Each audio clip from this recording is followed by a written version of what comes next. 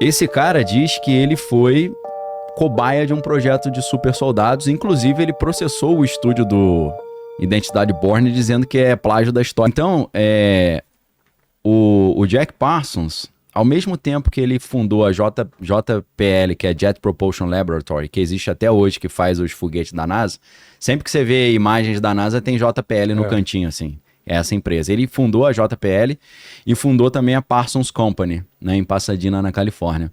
Só que em Pasadena, na Califórnia, era interessante que num determinado centro ali da cidade, você tinha numa esquina a JPL, na outra a Parsons Company, na outra a sede da OTO, que é a Ordem do Templo Oriente, que é uma sociedade secreta, né, que o Crowley não criou, mas assumiu o controle. Uma sociedade vem da Alemanha e ele, como britânico, assumiu o controle. E o representante da OTO nos Estados Unidos era o Jack Parsons. Então o cara que fazia foguete para a NASA, ao mesmo tempo, estava tentando criar o filho divino que ia trazer a Era de Horus. O negócio é uma história muito louca, né? E ele, junto com o Ron Hubbard, que é o fundador da Cientologia, né? Escritor. Tá naquele filme O Mestre, né? Não sei se você lembra. Filme interessante também, acho que é do... Paul Thomas Anderson, que é um diretor que eu gosto mais, que fez o Magnolia, que é um filme interessantíssimo. É Embriagado de Amor, mas qual? Só filmaço. Só filme de alto nível, né? É um dos meus diretores prediletos. E o Ron Hubbard, que inventou a ideia da Dianetics, né? Era um escritor de ficção científica, né? Que, tipo o que aconteceu com o Lovecraft, né? Que criou uma história de ficção que vira uma espécie de culto, né? Os cultos de Cthulhu, né? Os cultos Lovecraftianos, né? Que o Neil Gaiman e o Alan Moore conhecem muito e gostam muito, né? Monstro do Pântano é quase Lovecraftiano, total, né? Tem esses deuses transugatianos e tal. Então, assim, o Ron Hubbard, ele, através de uma ficção científica, ele acaba entrando numa religião em cima daquilo, né? Ou ele cria a religião da Cientologia inspirada na ficção científica dele, né? Que é a religião, pra quem não sabe, das celebridades, né? Do Tom Cruise e tal, do John Travolta, né? Que frequentam lá. Então, assim, o Jack Parsons, junto com o Ron Hubbard, foram pro deserto na mesma época que os caras, que o Oppenheimer estava fazendo os testes da bomba atômica lá no laboratório de Los Alamos. Sim. No mesmo local onde eles estavam fazendo esses testes, eles fizeram o rito de Babylon, que era um rito de magia sexual para tentar criar esse filho divino e trazer o espírito da Babilônia de volta para nossa dimensão para iniciar a nova ordem mundial, que é a Era de Horus, né? Então, isso que o Jack Parsons está fazendo é inspirado no Crowley, que é inspirado no Moonchild, que é inspirado, que tem a ver com o Mágico de Oz, mas é algo que os alemães já mexiam com isso também, através dessas ideias místicas de você criar bebês concebidos em contextos ritualísticos que nascem com poderes excepcionais, entendeu? Então, com o projeto Paperclip, quando os Estados Unidos pegam o Wernher von Braun, o Joseph Mengele, toda essa galera, e levam esses cientistas top para os Estados Unidos, eles não levam apenas os engenheiros espaciais, eles levam também os ocultistas, né? Então, uma parte da CIA vai trabalhando em cima de controle mental, controle comportamental, e é por isso que o projeto MK Ultra é com a letra K, eu sempre lembro essa ideia, né? O projeto MK Ultra não é teoria da conspiração, foi documentado na Comissão Church em 1974 nos Estados Unidos. Eles tentando investigar os assassinatos ilegais que a CIA estava fazendo, eles esbarraram nesse projeto de controle mental da CIA, né? Que usava substância para tentar manipular os caras para cometer atrocidade lá e matar os outros, né? Fazer uma lavagem cerebral no cara, né? Então, eles esbarraram nesse negócio chamado MK Ultra. Eu falo, por que é mind control? E por que o K? Por que o K? Porque é em alemão, pô. Controle. É controle em alemão, né? Com K. Então, vem da Alemanha isso. Vem do Mengele. Eles já estavam trabalhando em cima disso. Então, assim, sem você entender esse componente esotérico dos alemães na Segunda Guerra Mundial, você não entende muito bem o que está em jogo ali. Por que ele queria a Arca da Aliança, a lança de Longino, essa coroa dos imperadores romanos. O que está em jogo é, na verdade, ele derrotar também as outras civilizações da Atlântida que sobreviveram ao dilúvio, entre aspas. Sim. Por quê? Sobreviveram alguns arianos, mas sobreviveram os inimigos deles também. Os povos com os quais eles brigavam. Quem é esse povo que sobreviveu? Pô, na Bíblia você tem ali o dilúvio, que seria a queda de Atlântida, ou a queda de Númenor, né? Pra quem conhece o Anéis, né? E você tem o quê? Deus manda o cara fazer um barco e entra a galera no barco, né? O Noé com os 3 filhos, Sem, Cã e Jafé, e entra as mulheres. Então são 8 pessoas, né? Então 8 pessoas sobreviveram à queda de Atlântida ou ao dilúvio. E dessas 8 pessoas, você tem Sem, Cã e Jafé. O Jafé dá origem a quem? Dá origem ao povo europeu. Dá origem aos nórdicos. Mas o Sem dá origem aos semitas.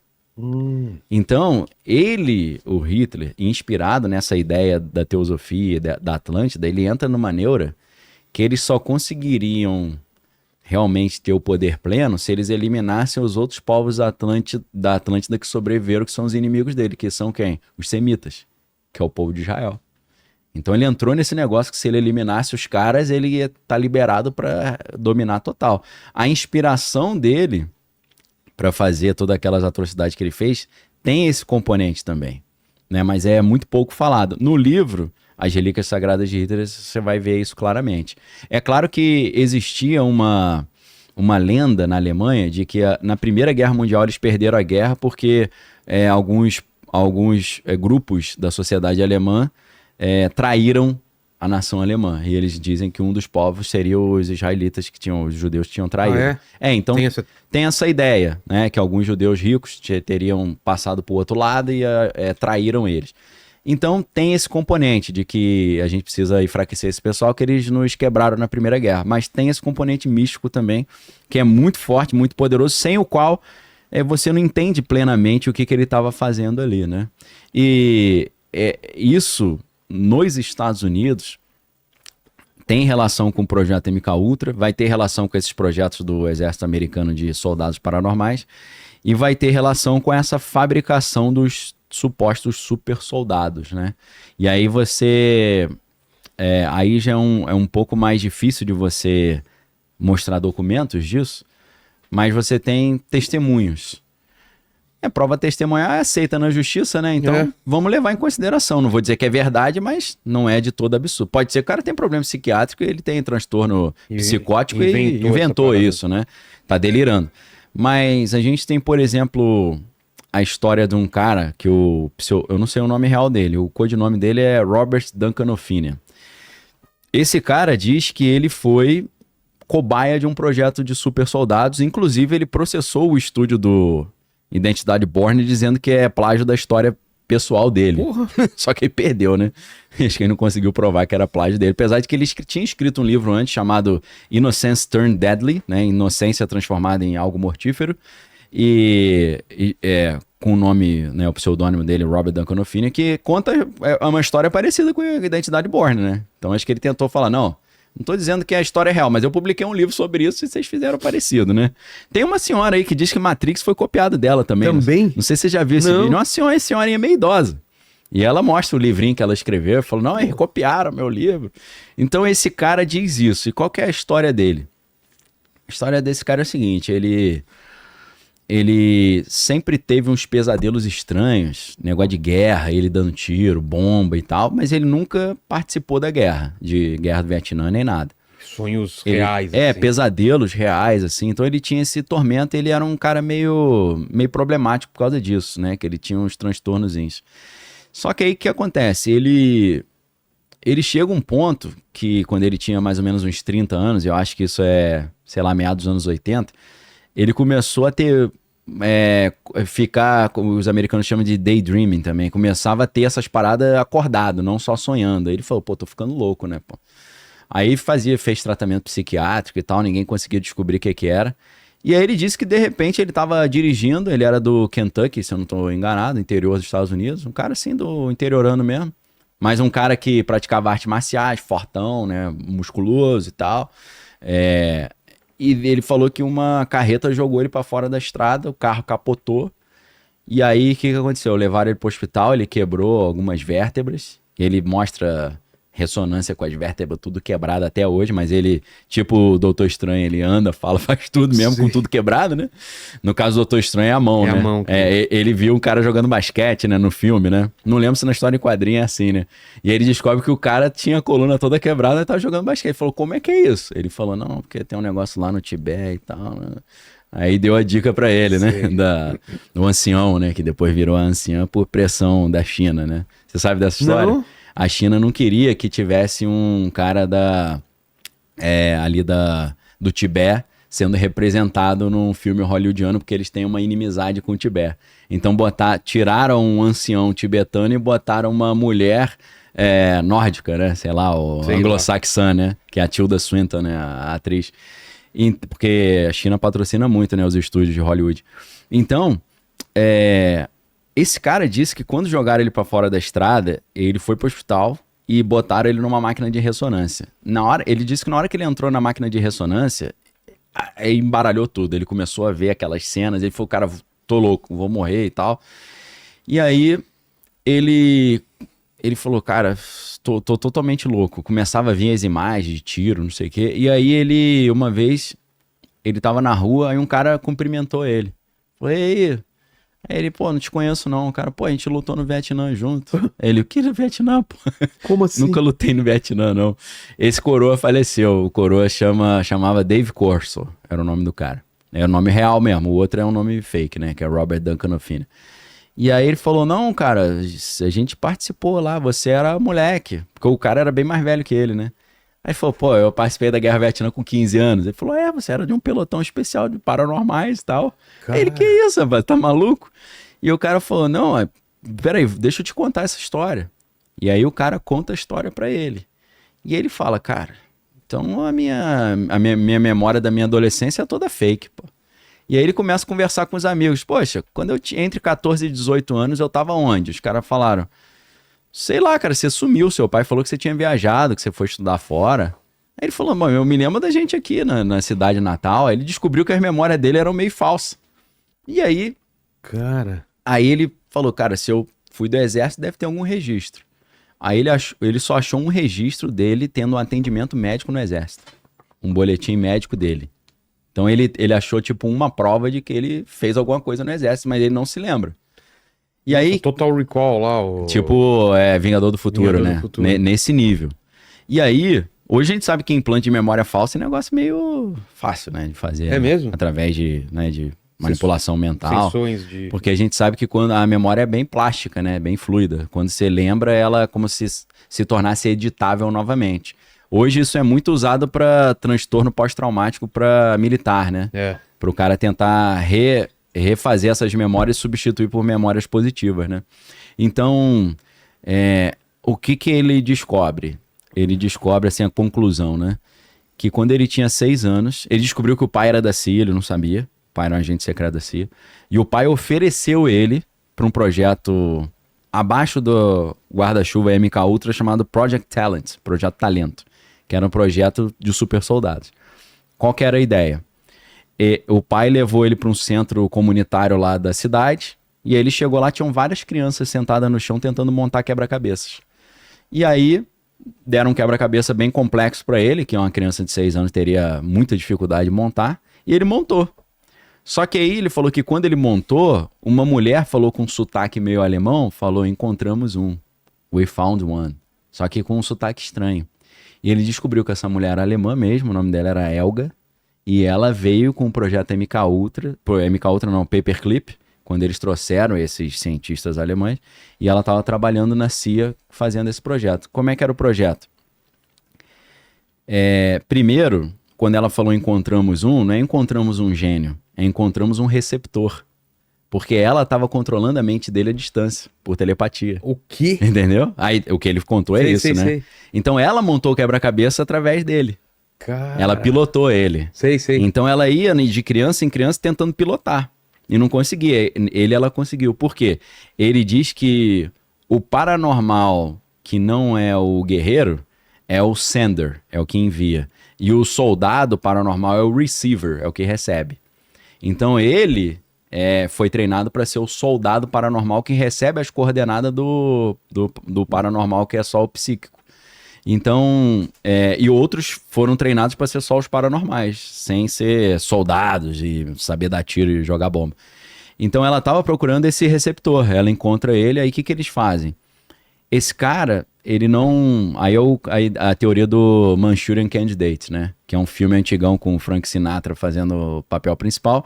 Foi refilmado com Denzel Washington, né? Denzel Washington fez o filme... Em português ficou Sob o Domínio do Mal, né? Eles mudam... É engraçado como é que muda o título, né? Sob o Domínio do Mal. Com aquele Liev Schreiber, né? E o Denzel Washington. A história é incrível desse filme, é interessante. A história é a seguinte. Um pelotão americano estava na Guerra do Golfo e eles foram atacados, ficaram cercados e um dos militares foi um herói que salvou todo mundo. Esse militar que foi o herói, não é o Denzel Washington, é o outro, ele estava se candidatando a presidente americano, ou senador, alguma coisa assim no filme, que é o Liev Schreiber. Só que aí o Denzel Washington, ele começa a ter uns pesadelos também, a história é bem parecida. Ele descobre que aquelas memórias eram falsas, que aquele cara não era herói de nada, que aquele evento heróico não aconteceu. Eles inventaram um herói falso, fazendo lavagem cerebral nos caras lá no Oriente Médio. Detonando a memória dos caras. Sei. E aí no filme tem umas cenas interessantes que o Denzel Washington descobre um implante no ombro dele, aí ele corta assim com um estilete e tira o implante. Que o implante era tanto para controlar a memória, para não embaralhar, quanto de localização, né? Rastreamento. E aí tem uma cena interessante pra caramba que bate com esses relatos malucos desses caras, que esse que era o herói que estava sendo colocado para ser o presidente americano, ele tá num quarto de hotel, aí de repente toca o telefone, ele atende o telefone, o que falam no telefone é o gatilho pra ele passar pra outra personalidade, ou ficar hipnotizado. Tipo o Soldado Invernal. Tipo Soldado Invernal, né? Aquele livrinho vermelho com os códigos, né? Aí ele fica assim, aí ele vai em direção ao armário, ele abre o armário, dentro do armário tem uma porta secreta, ele abre uma porta, tem um laboratório dentro do... escondido no hotel, com os caras totalmente de preto, assim, com armas, né? Sim. Mas uma roupa totalmente preta, sem nenhuma marcação, que eu já ouvi... Olha lá. Sob Domínio do Mal, esse aí. Sensacional. Meryl Streep também, elenco bom, elenco de alto nível, tá? Então, mesmo diretor do Silêncio dos Inocentes, que é um filmaço também, né? Então, filme interessante aí pra galera que quiser assistir aí. Dicas de filme sempre boas, né? Vilela sempre traz umas dicas maneiras de série, né? Eu contribuo com alguns filmes aí também, Jonathan Demme, tava tentando ver o nome ali, né? Embaixo tá escrito The Manchurian Candidate, né? Que é um... que é o termo original. Manchúria vem da Guerra da Coreia, né? Dizem que os americanos descobriram esses projetos de controle mental, de super soldado, durante a Guerra da Coreia, porque os chineses e os japoneses faziam isso, né? Por isso que é da Manchúria. E aí, esses caras todos de preto que trabalham nesses projetos, eu já vi vários relatos sobre isso, eles chamam esses caras de ghostwriters. Por quê? Eu não sei porque que é ghostwriter, né? Ghostwriter, pra quem não sabe, é o cara que escreve um livro pra alguém e o cara só bota o nome. Alguém famoso e o cara famoso coloca só bota o nome. Esses soldados que são relacionados a esses projetos altamente sigilosos, eles sempre andam com helicópteros todo preto, sem nenhuma identificação. E eles são os caras todas sempre assim. Às vezes eles saem na rua com a moto toda preta, com a roupa toda preta. Eles chamam esses caras de ghostwriters, né? A primeira vez que eu vi foi um veterano do exército chamado Dan Burrish, que falou sobre esses ghostwriters. Aí eu sempre ouvindo essas histórias, né? Que eu me amarro nessas histórias malucas, né? Também gosto. Aí de repente eu olho no filme, cara, é a mesma parada. O cara manipulando a mente do cara, e os caras todos de preto. Eu falei, esse maluco, ou eles estão se inspirando nessas histórias, ou eles estão baseando em fatos reais. Aí tem só uma nota de rodapé. Tem um cara que conta essas histórias malucas, que não viveu, mas ele conta. Eu acho que ele já faleceu, um gordão chamado Jordan Maxwell. Esse cara, do nada, recebeu em casa um convite do George Lucas para uma reunião lá na Disney. E ele falou, esses caras querem o quê comigo, hein? Ele chegou lá, ele disse que o George Lucas falou para ele, a gente ama o teu trabalho e peço até licença, mas várias das ideias que nós tiramos da tua obra aí. Então, assim, eu não sei se esses caras acompanham essas aspirações e inventam as histórias em cima, ou se eles estão falando coisas que eles creem que é verdade mesmo.